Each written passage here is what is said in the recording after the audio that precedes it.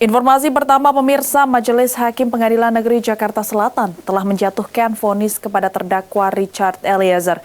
Kuasa hukum Richard Eliezer pun mengaku kaget dengan putusan hakim dan mengapresiasi putusan menandakan penegakan hukum di tanah air ini masih ada. Eksekutor penembak Brigadir Nofriansah Yosua Huta Barat, Barada Richard Eliezer, divonis oleh Majelis Hakim Pengadilan Negeri Jakarta Selatan dengan pidana penjara selama 1 tahun 6 bulan. Atas hal tersebut, kuasa hukum Richard Eliezer, Roni Talapesi, mengaku terharu sekaligus mengapresiasi Majelis Hakim Pengadilan Negeri Jakarta Selatan yang telah memimpin proses persidangan ini dengan adil dan bijaksana. Roni bersyukur karena kliennya divonis jauh lebih ringan dari tuntutan jaksa. Roni pun mengaku pihaknya tidak akan banding dan menerima vonis hukuman tersebut. Teman, kita bekerja keras ya.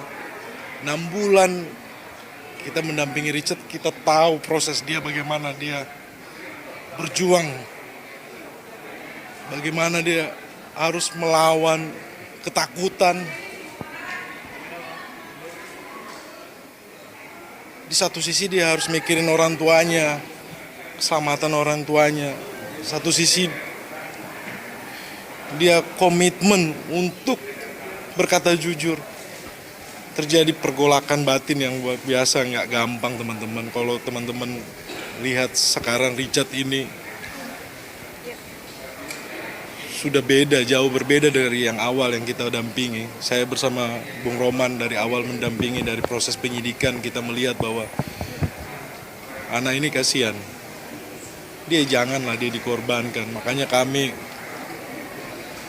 terpanggil, kami kekeh untuk membela dia.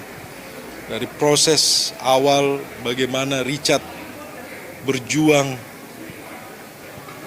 untuk mengalahkan rasa takut, trauma.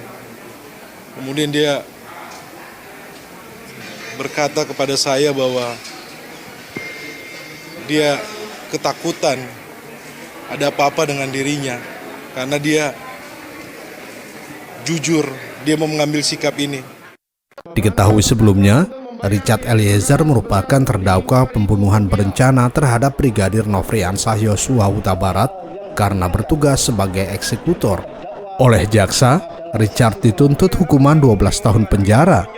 Namun Majelis Hakim telah mengabulkan status justice kolaborator Richard Eliezer sehingga Richard hanya divonis 1 tahun 6 bulan dipotong masa tahanan yang telah ia jalani.